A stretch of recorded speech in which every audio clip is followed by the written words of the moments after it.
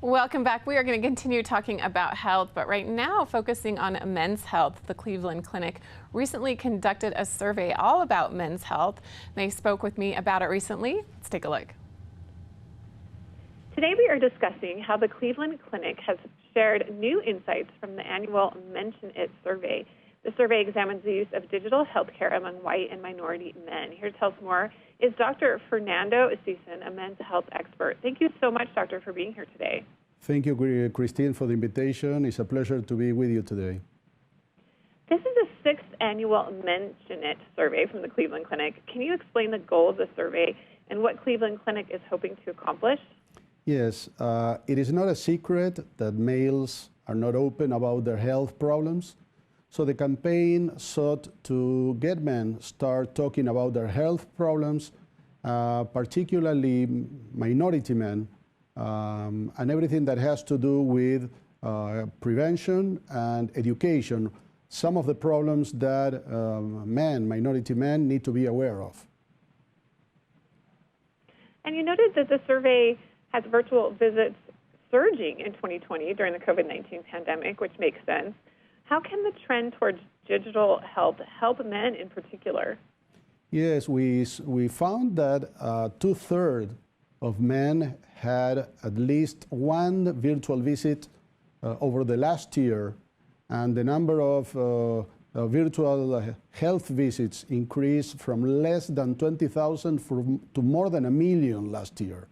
So the healthcare access digitally is trying to facilitate healthcare access, especially for those who have barriers that refrain them from having healthcare assistance. The survey also looked at the healthcare disparities among minority men. What are some health issues that disproportionately affect minority men? Yes, we found a few of them, particularly, for example, African American men are more prone to develop kidney failure as a complication of hypertension. Hispanics are more prone to develop diabetes and many of its complications.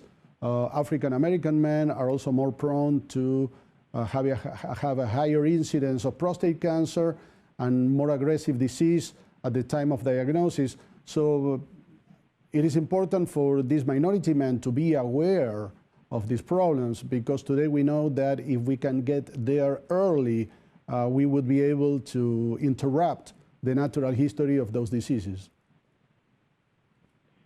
And what are some common barriers that exist in getting men to see or talk to their doctors? Yes, there are many barriers, especially cultural. Me, as a Hispanic, I perfectly understand, for example, that Hispanics are very shy or may feel embarrassed about speaking of personal issues, especially everything that has to do with sexual health. There are also barriers related to impossibility to take time off work, especially among Hispanics. So digital and virtual healthcare would be able to break those barriers to improve healthcare access. What is Cleveland Clinic doing to address these barriers? Yes, we have been doing a few things.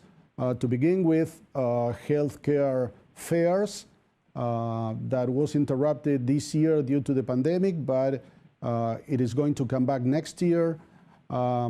Secondly, a Hispanic clinic has been developed at the Lutheran Hospital with bilingual access to different specialists. Last but not least, the Cleveland Clinic has developed free access to screening programs, to counseling programs, to nutrition counseling, so that people can improve their health status. And where can we go for more information about the survey and these findings? Absolutely. Please access clevelandclinic.org/mentionit. Well, thank you so much, Dr. Fernando Secin, for joining us today. We appreciate this important information about men's health and hoping to reduce those barriers that you mentioned. Thank you very much, Christine, for having me, please.